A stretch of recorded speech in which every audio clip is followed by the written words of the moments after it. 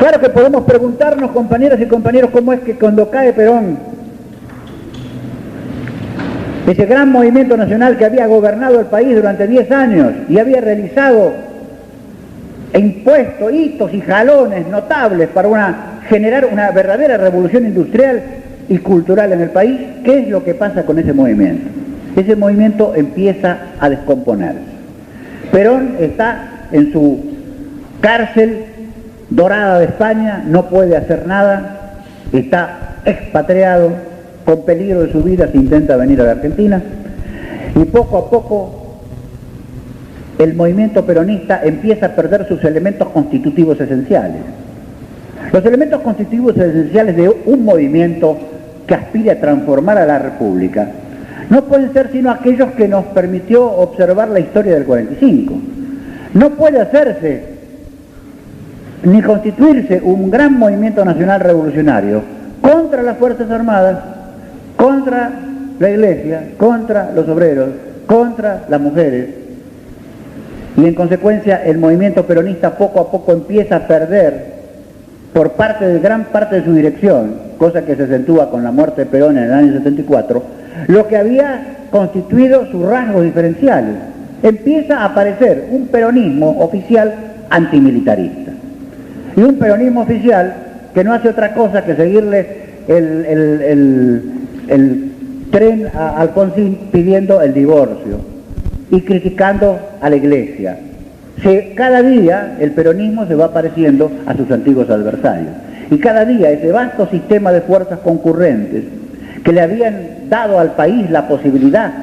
de transformar a la sociedad argentina en parte del año 45 al 55, se ve debilitado sustancialmente. Hoy nosotros nos encontramos que cuando se hace el gran espectáculo televisivo de Semana de Pascua, el peronismo y sus principales dirigentes están en el besamanos de la Casa de Gobierno, haciendo el papel de segundones del presidente, que de manera desaforada goza de esa gran platea con la ayuda de los peronistas.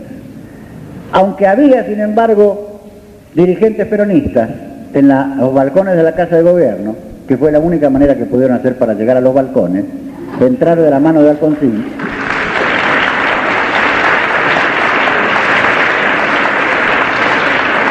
aunque había dirigentes peronistas, no había peronistas en la plaza. Y aunque había dirigentes sindicales, no había obreros.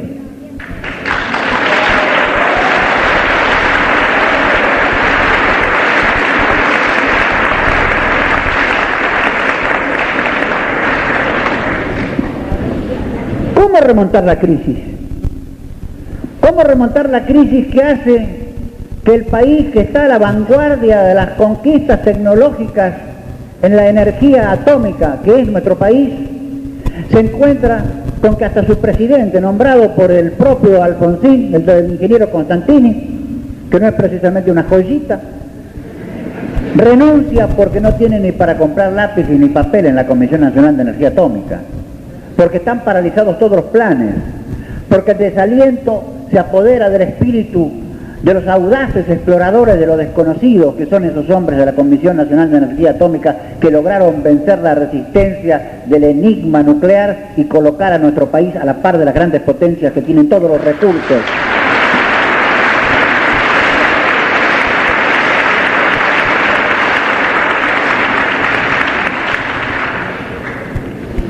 El Chaco, la mitad de la población del Chaco, según acaba de confesar el señor Fernando Alfonsín, hermano del presidente y administrador de esa gran operación electoral que se llama las cajas de pan, la mitad de la población del Chaco vive hoy de las cajas de pan, no vive de su trabajo. Esa provincia llena de posibilidades que supo ser una provincia industrial hace 20 o 30 años, está agonizando hoy gracias a la política de Alfonsín, de Martínez de Oz, de Videla, de todos los gobiernos que desde el año 55 hasta hoy han sido incapaces de poner al interior del país de pie. Es exactamente eso lo que queremos plantear. Se trata de que el país entero yace, más allá de esta estampa atrayente y falsa que es la puerta de Buenos Aires, que deslumbra a los turistas y a los visitantes extranjeros que cuando llegan a Buenos Aires dicen, qué bien me siento aquí, estoy igual que en Francia. Realmente la Argentina es un país europeo, porque se queda aquí en las 40 o 50 manzanas del centro o en los barrios residenciales. Y yo invitaría a todos los visitantes extranjeros y presidentes de Latinoamérica que en lugar de entrar a conocer la Argentina por Buenos Aires, empezasen por Jujuy y bajasen por Jujuy.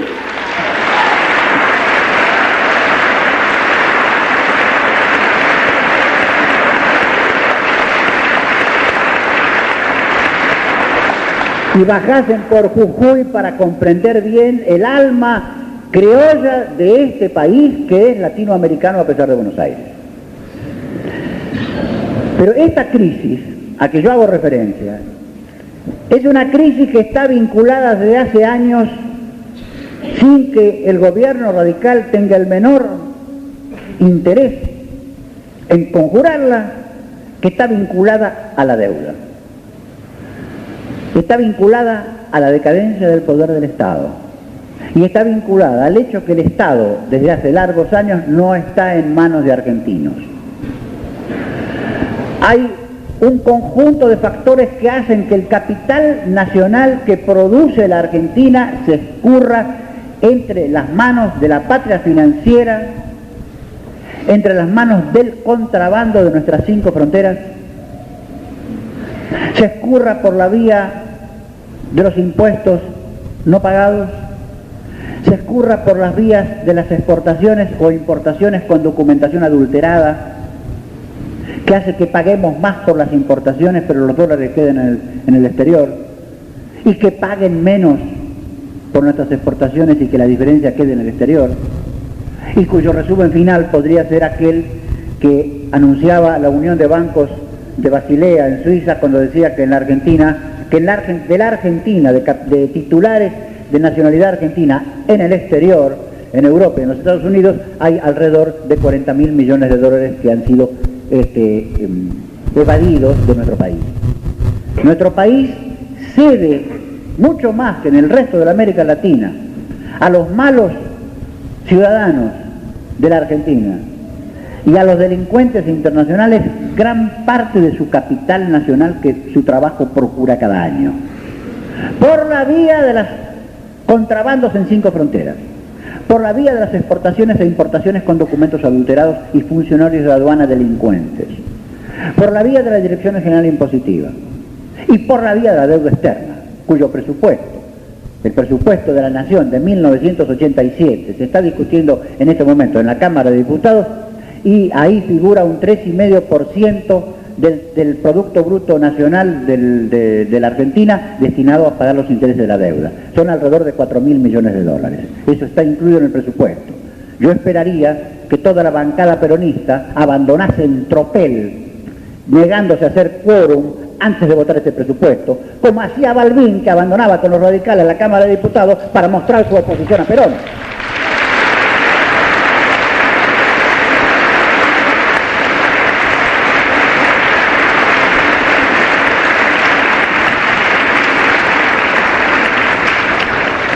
De modo tal que si la debilidad constitutiva del Estado es de tal magnitud que no hay inspectores para controlar los precios, que no hay inspectores suficientes para la Dirección General Impositiva, que no tenemos un sistema de reclutamiento decisivo de la Gendarmería Nacional que debería crear cada 20 o 30 o 50 kilómetros en las fronteras puestos y pequeños núcleos de viviendas, pequeñas ciudades para vigilar las fronteras, porque por ahí se va parte de la riqueza nacional. Y no se va al Paraguay ni se va a Bolivia, no, las transnacionales son las que hacen, no son las collas que andan transportando 1 kilo de azúcar por la frontera de Bolivia y la Argentina, no son las collitas, son las transnacionales que hacen del contrabando una forma normal de acción. La transnacional suiza, Nestlé, habría que averiguar por qué fabrica la leche nido, la leche en polvo nido en lata para un consumo local. No hace falta que envuelva en papel o cartones suficientes, la hace en lata porque la manda al tercer mundo o la manda a Europa con bajos costos de contrabando. Las transnacionales estafan al país y el archivo de la aduana está lleno de expedientes sin resolver desde hace largos años, porque cada vez que hay un funcionario honesto en la aduana y no deja de haberlo y hace la denuncia, lo mudan de sección o lo echan. El poder que el imperialismo tiene sobre la Argentina se expresa en el poder que tiene sobre el aparato del Estado. Por eso, ante todo, vamos a tener que argentinizar el Estado para poder argentinizar todo el resto, sin olvidar la prensa argentina.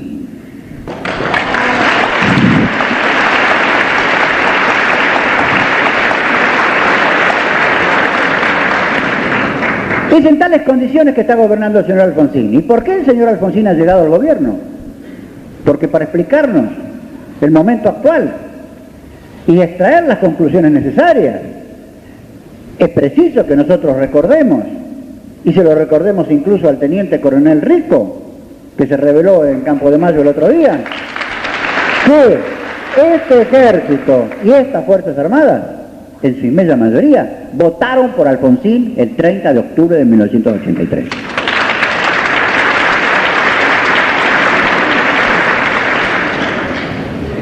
Y como decía Perón, el que no tenga cabeza para prever tendrá que tener buenas espaldas para aguantar. Esto sirve también para las Fuerzas Armadas. El señor Alfonsín llega a ganar las elecciones ante su propia sorpresa. No estaba el radicalismo preparado, no tenía un programa de gobierno. Alfonsín solo aspiraba, su máxima aspiración era ser el jefe del partido después de la muerte de Balbín. Alfonsín es, en realidad, y ha sido siempre, y tiene esa mentalidad, es el jefe de una interna del Partido Radical,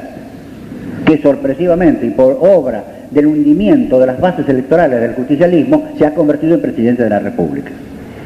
Pero si esa es la causa, no es menos cierto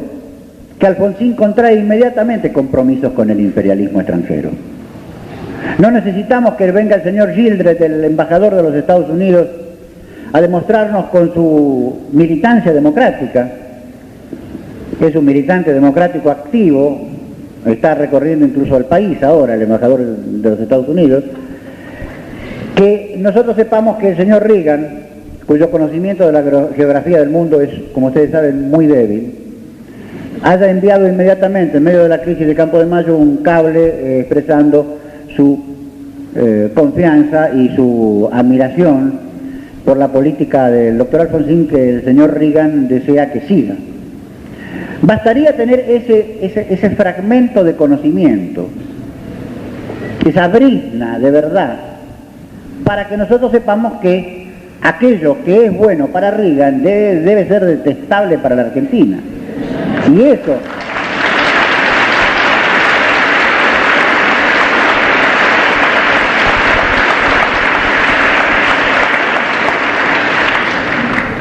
Y eso que Reagan admira y desea, eso detestable para la Argentina, es nada menos que el presidente de la República y su régimen. Eso quiere decir y tiene que ver con un interesante hecho estadístico de que da cuenta el Banco Mundial hace poco tiempo, cuando dice que la Argentina, dentro de América Latina, es el país que más cumple con el pago de los intereses de la deuda externa. Y que, según el Banco Mundial, la Argentina, más que cualquier otro país de la América Latina, paga los intereses de la deuda externa con el 51% de sus exportaciones. Vale decir, algo más de la mitad de lo que el país vende al exterior como resultado de su trabajo anual es pagado como intereses a los usureros. Es fácil comprender que ningún país del mundo, ni en la antigüedad, ni en la Edad Media, ni en la contemporánea, podría subsistir y mantener un nivel de vida decente para la mayoría de sus hijos pagando más de la mitad de su sueldo a un acreedor extranjero. Eso es lo que hace el doctor Alfonsín. ¿Cómo ha logrado hasta ahora subsistir en el gobierno? Ha logrado subsistir en el gobierno gracias a dos factores. Por un lado, el lento decrecimiento del nivel adquisitivo de los argentinos en estos 3 años y medio. Todos los argentinos saben que con sus ingresos normales pueden adquirir menos objetos de consumo para su vida que lo que podían adquirir hace 3 años y medio. Hay una degradación del nivel de ingresos de los argentinos. Y el segundo factor por el cual ha podido subsistir el señor Alfonsín, y con el cual no han contado otros gobiernos, entre ellos el de Ilia o el de Frondizi, en la medida que podamos recordar, ha sido el apoyo mundial de los acreedores, es decir, de Europa, del Japón, de Estados Unidos, que tienen instalados dentro de la Argentina los modeladores de la opinión pública, que son las radios, la televisión y los diarios importantes de Buenos Aires. El clima que genera esta triple tenaza sobre la vista y la conciencia de los argentinos lo hemos podido ver parcialmente en el espectáculo del Domingo de Pascua, donde se puso en evidencia que en materia de régimen de control autoritario, totalitario y fascista de la opinión pública, el doctor Alfonsín no tiene rival.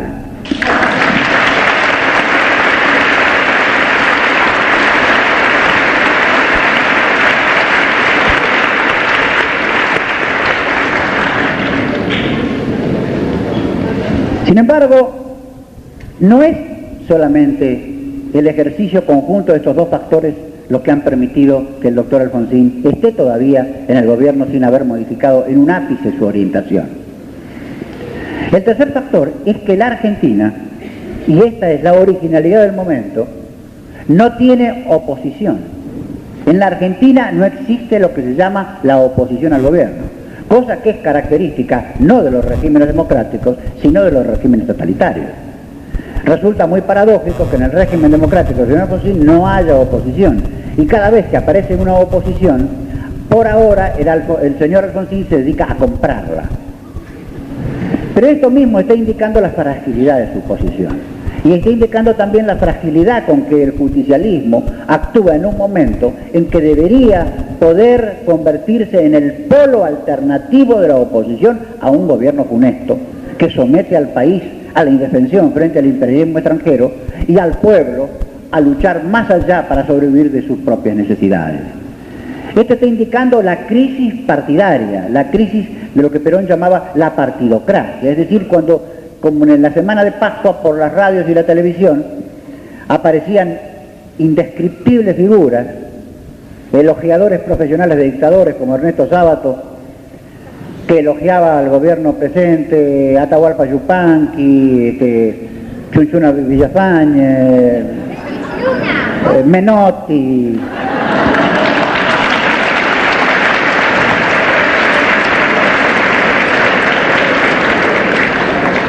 Y todos decían lo mismo, decían que ellos eran partidarios del pluralismo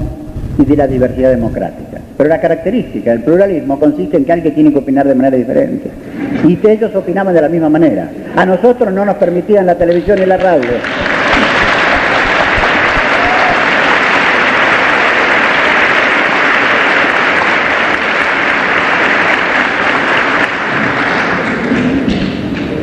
Así es que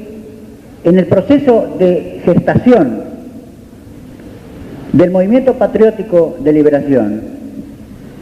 nosotros hemos ido advirtiendo que hace falta que de algún modo y resueltamente aparezca una corriente de argentinos de diversas confesiones filosóficas o políticas o ideológicas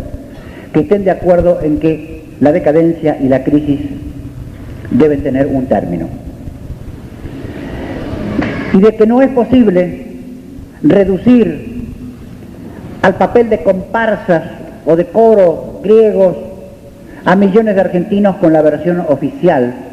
que de los asuntos públicos intenta dar el presidente cada vez que él se pone cerca de las cámaras de televisión. Durante 3 años y medio, el doctor Alfonsín y su equipo de fubistas, ex presidentes y secretarios de fuga son todos, los mismos que en su juventud fueron de la juventud universitaria de FUA en la lucha contra Perón, hoy tienen 55, 60 o más años y son parte del gobierno radical. Ese equipo de fubistas de la Unión Democrática, por cierto, gobierna el país, y entre los compromisos que había adquirido el señor Alfonsín en las semanas previas a su elección, que fue generosamente financiada con los fondos provenientes de los bancos norteamericanos en la Argentina, hecho que él no logró desmentir, Entre esos compromisos establecidos por los Estados Unidos como país y por el Fondo Monetario Internacional como agente financiero de dos potencias básicamente que son Inglaterra y Estados Unidos, figuraba de que la Argentina debía abandonar sus planes nucleares y la Argentina debía liquidar el servicio militar y reducir la importancia relativa de sus Fuerzas Armadas, así como de las fabricaciones militares. ¿Cuáles son las causas por las cuales estos dos puntos fueron impuestos por los Estados Unidos y por los negociadores oficiales y extraoficiales del Fondo Monetario Internacional? Hasta Carter, hace 2 años, el expresidente, hizo una visita a la Argentina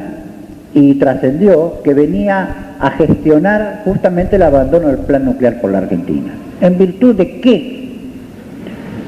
razón grandes imperios tienen interés en que un país de un desarrollo relativo en el Atlántico Sur, paralizado ese desarrollo por lo demás, abandone su plan nuclear? Estados Unidos no quiere en modo alguno que en América Latina aparezca un nuevo Japón. No quiere un nuevo Japón. Unas islas perdidas en Oriente, cuyos samuráis combatían con espadas poco tiempo antes. Decide en la llamada era Meiji, el del emperador Meiji, que tenía 18 años en ese momento, en 1868, decide mirar al occidente y extraer del occidente lo que le conviene y no aceptar al occidente en todo aquello que no le conviene al Japón. Y marcha hacia una rápida investigación tecnológica y hacia una rápida industrialización que lo va a colocar sobre la base del más riguroso proteccionismo interno y del más riguroso nacionalismo económico y científico que se haya visto hasta hoy. Va a colocar a Japón en la vanguardia del mundo contemporáneo.